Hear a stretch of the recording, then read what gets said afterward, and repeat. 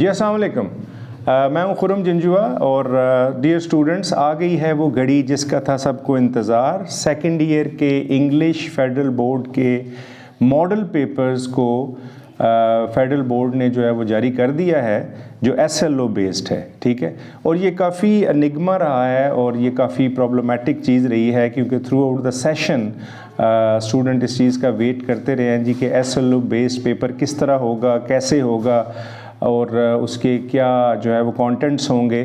तो अभी आज मैं इस वीडियो में आपसे डिटेल डिस्कस करूंगा कि आपने सेकंड ईयर का जो इंग्लिश का पेपर है फेडरल बोर्ड का, वो SLO बेस्ड जो है उसको कैसे आपने अटेम्प्ट करना है और कैसे उसकी प्रेपरेशन करनी है। तो अगर आपको जो है इसके बारे में जानकारी लेनी है तो अपनी पेंसिल और जो है नोटबुक वो पास रखिएगा, तो उससे हम जो है वो आप ज़्यादा अच्छे तरीके से उसको डिस्कस कर सकेंगे।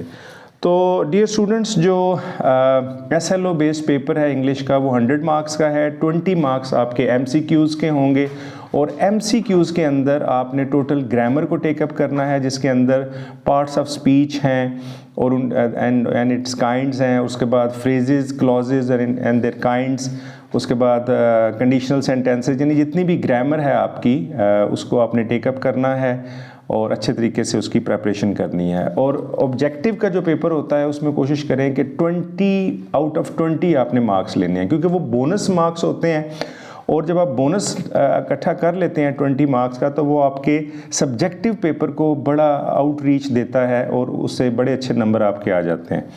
तो let's take up the paper में साथ इसकी ओवरले भी आपको लगाऊंगा ताकि आप उससे टेकअप कर सकें। सेक्शन A जो है वो आपका ऑब्जेक्टिव है 20 मार्क्स का। सेक्शन B जो है क्वेश्चन नंबर 2, उसमें अब उन्होंने एक स्टाइल को चेंज किया है। पहले तो होता था कि आपको 7-8 स्टोरीज़, जितनी भी आपकी बुक में स्टोरीज़ हैं उनके क्वेश्चंस आते थे और स्टूडेंट उसको रट्टा लगा के जो है वो लिख देते थे पेपर में। लेकिन अब उन्होंने रट्टा सिस्टम को ख़त्म करने के लिए एक नई पॉलिसी वो लेके आए हैं और वो है कॉम्प्रीहेंशन की। और वो स्टूडेंट्स जो सेल्फ राइटर नहीं हैं, जो खुद से इंग्लिश नहीं लिख सकते, उनके लिए ये पेपर टफ टाइम उनको देगा। लेकिन वो बच्चे जो कि इंग्लिश लिखना जानते हैं और इनकी ग्रामर अच्छी है, वो अच्छे तरीके से इसको टेकअप कर सकते हैं। तो क्वेश्चन नंबर 2 में वो आपकी जितनी स्टोरीज़ हैं बुक को अब आपने छोड़ना नहीं है पढ़ना। बुक को आपने पढ़ना है और थारो रीडिंग करनी है और इंटेंसिव रीडिंग करनी है। जब तक आप अपने लेसन्स की इंटेंसिव रीडिंग नहीं करेंगे, आप कभी भी पेपर को अच्छे तरीके से अटैम्प्ट नहीं कर पाएंगे। तो इंटेंसिव रीडिंग करें जिससे आपको उस पेपर की, उस लेसन के बारे में अच्छे तरीके से आपको पता चल सके। अब वो क्या करेंगे, आपका जो पहला पेपर होगा, पहला क्वेश्चन नंबर 2 होगा, उसको सेक्शन B का, जिसके 40 मार्क्स का वो सेक्शन B है और इस क्वेश्चन नंबर 2 के टोटल मार्क्स 28 हैं। अब 28 मार्क्स की डिवीजन इस तरह है कि एक क्वेश्चन आपको समरी राइटिंग का आएगा, यानी कि वो 250 से 300 वर्ड का एक पैसेज पेस्ट करेंगे जो कि आपसे आपकी लेसन्स में से उठाया जाएगा और उस पैसेज को बुक के अंदर से दिया जाएगा और उस पैसेज को आपने जो है अटेम्प्ट करना है और उस पैसेज को अच्छे तरीके से आपने रीड करना है और उसकी समरी लिखनी है।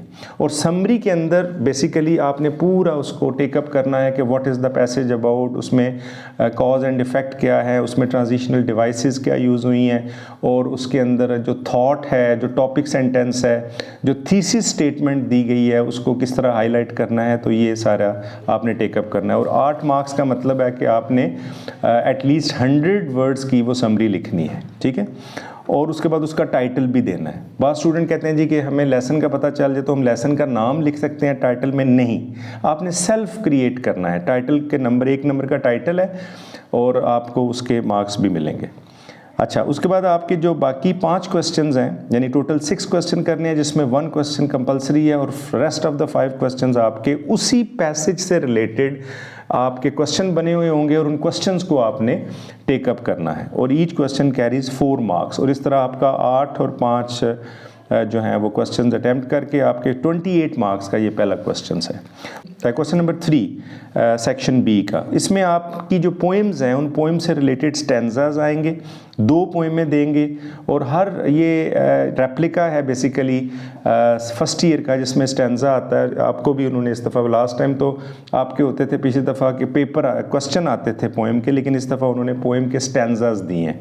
तो स्टैंजा के 3 शॉर्ट क्वेश्चंस आते हैं, उन 3 शॉर्ट क्वेश्चंस को आपने 2 लाइंस में डिस्कस करना है, यानी 2 मार्क्स का क्वेश्चन है और आपने 2 लाइंस लिखनी है, नॉट ए पैराग्राफ। स्टूडेंट क्या करते हैं, पूरा पैराग्राफ लिख देते हैं, वो मार्क्स मिलते ही नहीं उन्हें।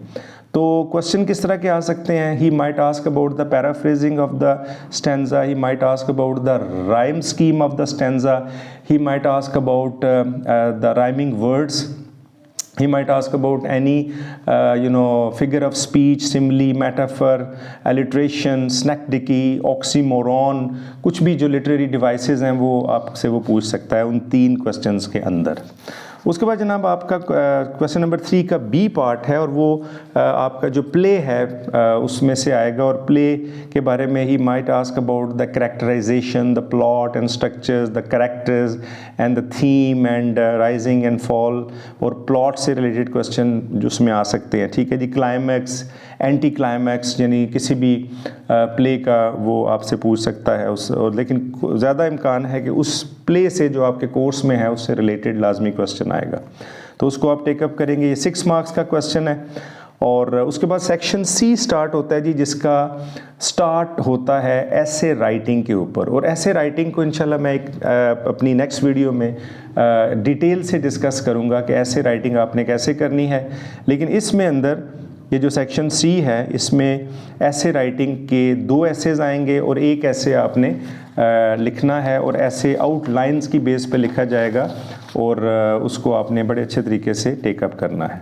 उसके बाद क्वेश्चन नंबर 5 है जी, error, correction of errors. Correction of errors का जो क्वेश्चन है ये पिछले कोर्स में भी था, इस दफ़ा भी उन्होंने दिया है, और इसमें कोई सी 5 क्वेश्चन एरर्स आपने टेकअप करनी है, जिसमें errors of adjective, noun, pronoun, adverb जो है इसको आपने टेकअप करना है। ठीक है जी। ये 5 मार्क्स समझ लें कि आपके ये मैथमेटिकल मार्क्स हैं, 5 आप इसमें से ले सकते हैं। उसके बाद आपका क्वेश्चन नंबर 5 का बी पार्ट है इडियोमैटिक फ्रेजेस, ईडियम्स, और आपने ईडियम्स टेकअप करने हैं, जिसमें से कोई से 5 ईडियम्स आपने करने हैं, 7-8 वो देंगे।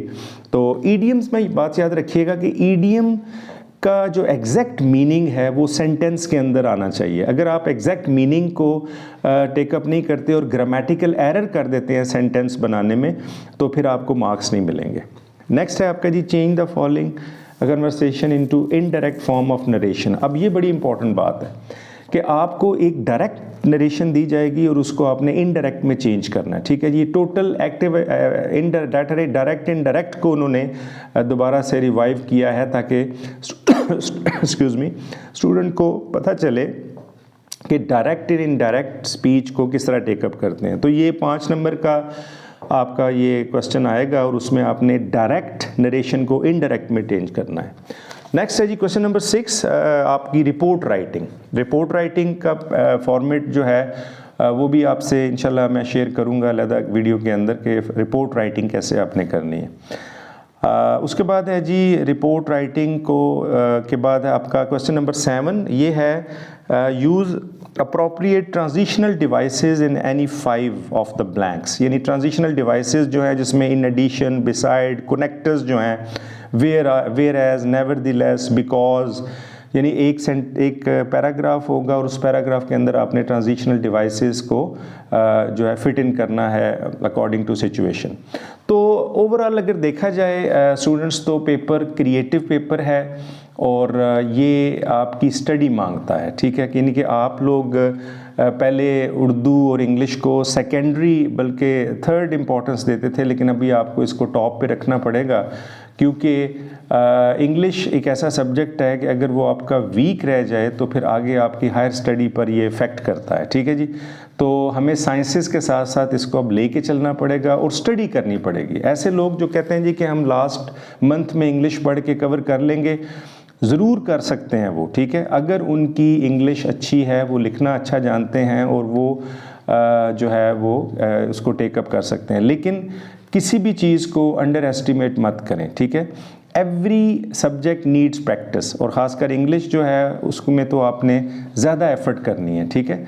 तो ऐसे लोग जिनकी ग्रामर वीक है, जो अच्छे तरीके से ग्रामर को नहीं लिख सकते, ठीक है, ग्रामर के ऊपर मेरे वीडियोस हैं और लिंक डिस्क्रिप्शन पे दिया होगा, आप उसमें प्लेलिस्ट में जाके मेरे ग्रामर की वीडियोस देखें। वहाँ पे आपको ग्रामर के भी काफ़ी सारे जो मेरे टॉपिक्स हैं मैंने कवर किए हैं, और मज़ीद जो हैं वो इंशाल्लाह अभी मेरी वीडियोज़ आने वाली हैं। तो hope you have got the overall pattern of the paper. अपना बहुत ख्याल रखिएगा, और अगर आपको वीडियो पसंद आई तो इसको चैनल को सब्सक्राइब कर दें और बेल आइकन को हिट कर दें ताकि आपको मेरी आने वाली वीडियोस मिलती रहें। All the best, thank you very much.